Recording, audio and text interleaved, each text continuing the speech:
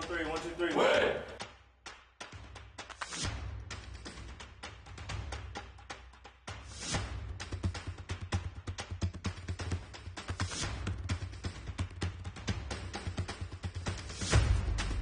The alley-oop!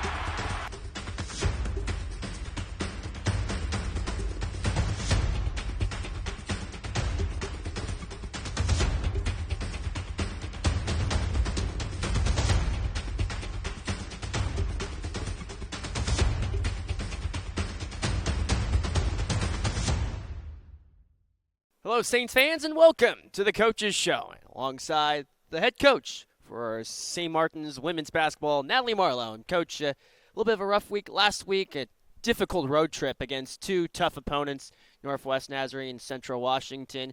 But now you are at home for the next two games, and what are you looking for after the performance last week? Yeah, it was tough. We struggled a lot at NNU on Thursday. We just kind of got a little bit sped up. I think we're a little too anxious for that one and had to really settle down and work our way back into it. And then I thought we had a really good response on Saturday. We executed our game plan how we wanted to for the most part. Couple more shots fall. We left a lot of points out there with missing from the free throw line that hurt us. But again, that's a tough road trip. Two really good teams, obviously two teams in the playoffs already. So we just got to build off of what we did execution-wise.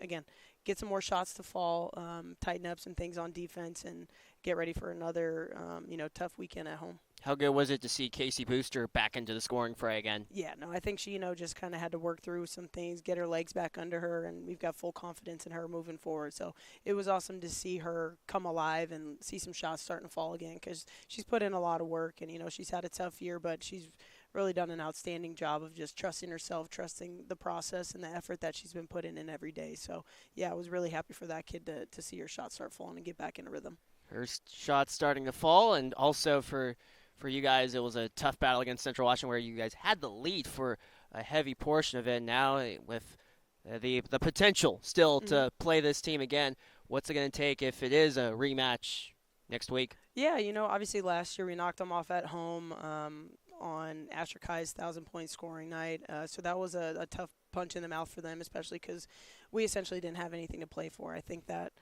was a sour taste in their mouth and held on to it, throughout the season, and we're really waiting for that game to get us back there. So we did, I thought we did a good job. They went on a run, got a couple things to bounce their way. We just couldn't sustain it and weren't able to hold them off in the fourth quarter. But, again, when you got two kids that are capable of scoring the way that Sunny and Asher can, it's hard to stop, and you just got to tip your hat to, Sunny made some really difficult shots. I thought we played really solid defense, and at the end of the day, if you got kids making, tough fadeaway shots, it is what it is. You just got to tip your hat and move on. But, really looking forward to, again, just stepping up to the challenge with, playing the number one team in the conference on Saturday, and an Alaska Fairbanks team who's just battling, had some injuries and stuff rolled their way, but battling every night. Looking forward to both games at home. A lot to look forward to. We got a very special coaches show with two interviews today, and which includes Iternite Reed, and we talked extensively in the past about her growth and her development, and how in some ways it's different in as far as the natural trajectory is going with her, but for Iternite, she has definitely learned a lot through 1 year of play. Yeah, she's done an awesome job. I mean, she's got a grueling class schedule, and she's not with us for 2 days a week in practice because of her class schedule. She's done a great job of getting into extra work with our assistant coach Jamari and myself of trying to make up the time that she just can't be with us due to her class schedule. And yeah, she's fought through and battled through injuries in the past and a lot of adversity that's come her way, but she's come up in big moments for us in pretty crucial games. So we're lucky to have her, and just her activeness on the floor. She's got great vision, great basketball IQ, and every time that we can get her in a position to find an open teammate, we really try to utilize that as much as we can. And then not only the stars on the floor, but also behind the scenes, Brea Martinez and her senior year. How special is it to have her a part of your team? Yeah, I can't say enough about Brea. Obviously, with the coaching situation and the lack of assistant coach that I've had this year, Bree's, she's kept the machine running. But like you said, we don't really get to highlight kids like Brea as much as I wish we could. But she, everything's set up and ready for practice before I step foot in the gym, and that's because of her. Whether it's getting the balls out, clock set up, she keeps everything running smoothly, and it's been a great help. I can't thank her enough because of what she's done just for me. Not having another set of hands around consistently, and she takes care of so much off the court, whether that's getting meals and everything for the girls that are not able to get to the cafeteria after practice. She's all hands on deck all the time, and her commitment to our program, I think, is just a reflection of how she is as a person and what we want for this culture moving forward. Speaking of which, we first spoke to Iternite moments ago. Here with Iternite Reed, and what a story it's been for you to come here to St. Martin's. Let's start where it all began. Where did your love for basketball all begin? Santa Monica, California. Started there in Santa Monica, and was it your family? What was it that got you kick-started into loving the sport? Definitely my mom. We've been in Santa Monica since like the early 60s. My mom's side immigrated there, and she attended Santa Monica High School. She played basketball there. She was in the orchestra, and I kind of just like followed her footsteps to honor her. So. Wow. So your mom played there, and then you followed in those footsteps. How special was it to graze the same stepping stones that your mom took? I feel very accomplished. Just to be able to have this experience playing at the next level, and also having a full circle moment, being able to play, high school basketball, varsity team, winning CIF, just all around. Doing all that, and then the process of coming here to St. Martin's, how did that all pan out? Honestly, I had such a tight-knit relationship with my high school coach, and I played for the Cal Storm team, and I built my connections there, and the previous coach here kind of was like scouting in some Las Vegas tournament and ended up getting connected there, and I do feel very fortunate that I was able to be here for 5 years. Be here for quite a bit of time, but Yeah. but for you, Iternite, what have you learned the most over your 5 years here with St. Martin's? What stands out about the growth that you've personally had? Honestly, understanding a greater sense of community.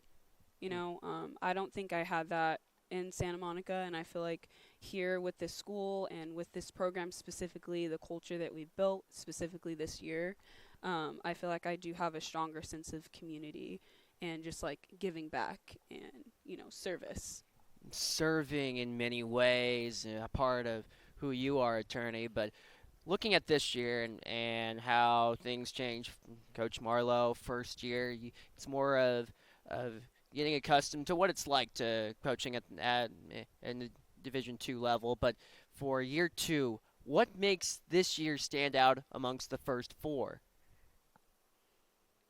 Honestly, for me, it's confidence. I feel like this year I was able to kind of step up in situations where, maybe I didn't necessarily feel comfortable stepping up in previous years, like defensively or offensively, looking for my shot more.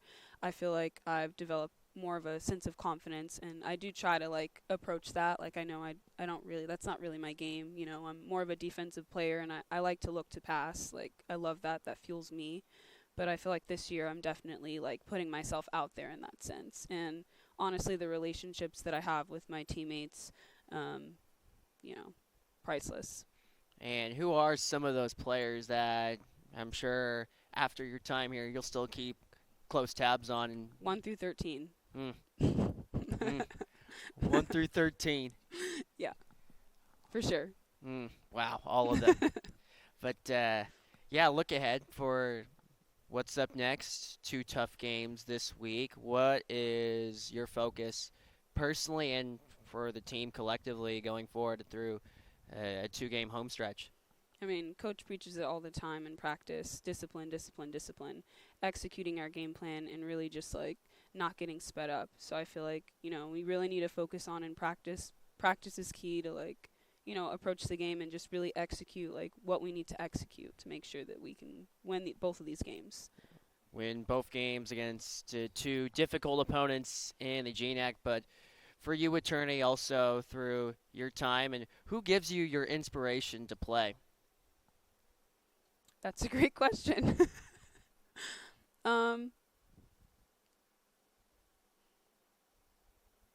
I would go back to my mom.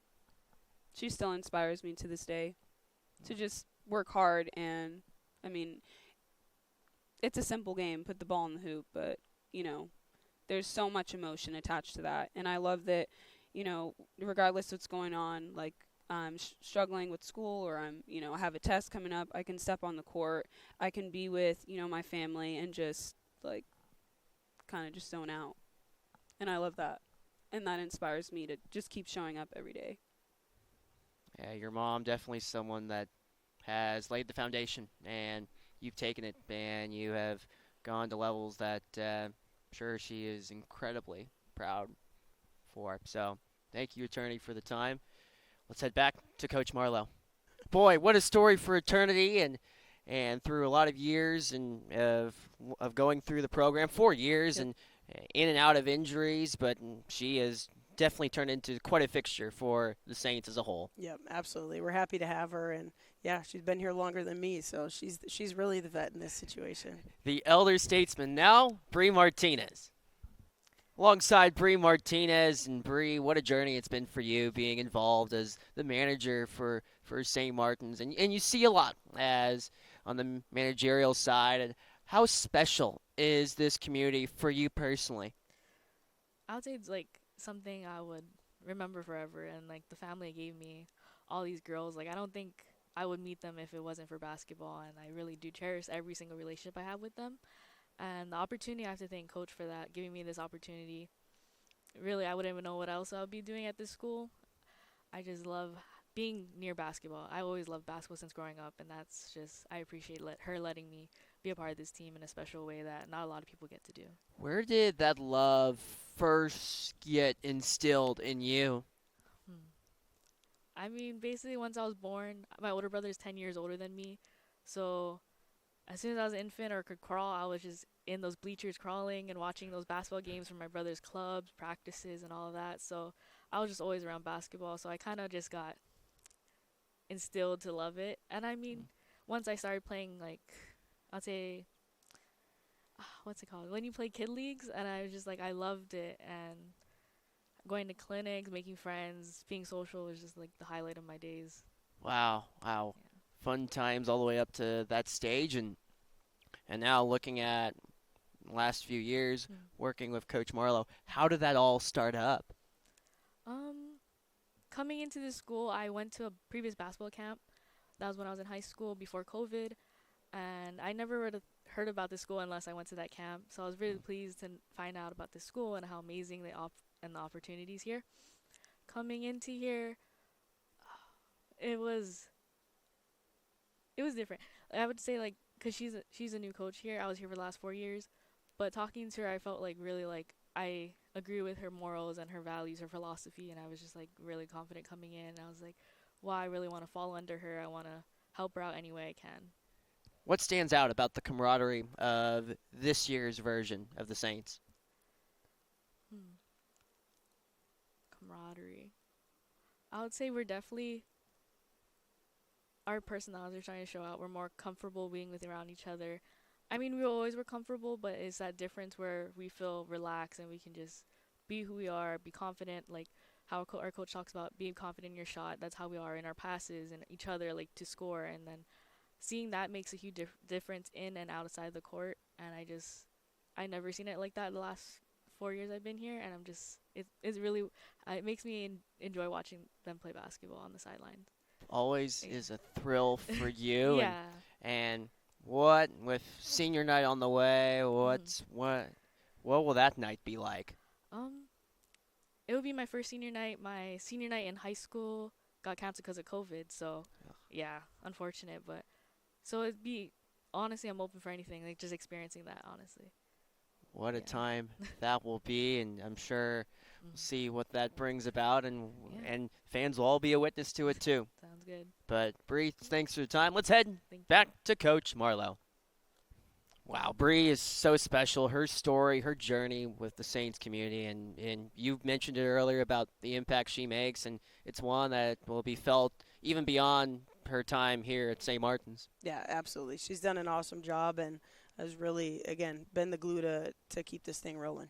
And speaking of keeping it rolling, Thursday has the potential to be a very special night. The Saints have not qualified for the GNAC tournament for 10 years, and now an opportunity to clinch it against Alaska Fairbanks, and you go up against one of the finer scorers in the conference, Destiny Reimers.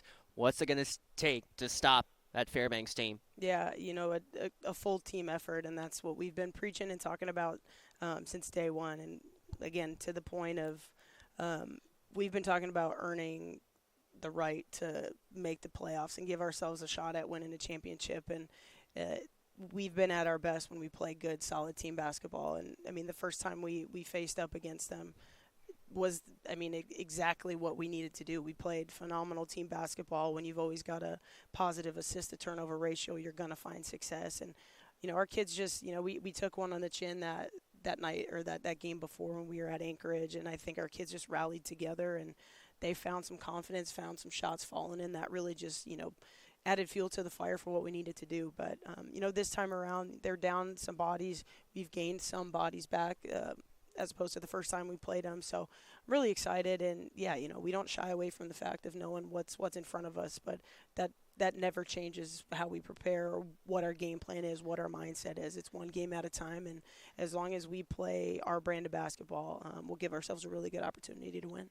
This is your second year here at St. Martin's. What does it mean to have the playoffs come here, not only for the community, but also to have potentially your team involved in it?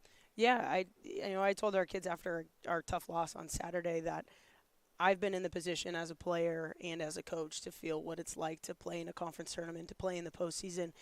And, for kids who haven't seen that in their time at St. Martin's, especially, talking about seniors, whether they're playing or, being a student manager, it's a special feeling to be able to know that you're in the top part of the conference, that you can hang with, those mentioned in championship contention. So I really just want our kids to experience, like, all the work that you guys have been putting in. It doesn't go unnoticed, and you're earning this opportunity. You do belong. You are at the same level that everybody else is in the conference, and you shouldn't think of yourself as anything less. So it really is just a confidence-building situation, and I think these kids to be able to really reflect and say, man, like, I worked my butt off, and I earned that. Like, we did that. We battled through adversity, whether it be in my tenure here in the past, academic struggles, athletic struggles, injuries, everything that's kind of been thrown their way. It's one of those feelings that it's hard to explain and hard to put in words. And I really I want our kids to feel that, and for it to be at home. Obviously, that's a huge advantage if we can get our fans here and the community out to create a lot of noise and have a sixth man on the court. So really looking forward to the opportunity, and we gotta finish the job. Hopefully we can get one on Thursday, but we're not just trying to settle for one. We want to knock off two this weekend. And what better way to potentially jump into the GNAC tournament and facing Ryan McCarthy and Alaska Anchorage, where a team that has had your team's number 17 of the last 18 times the Seawolves and Saints have met. Seawolves came away with the win.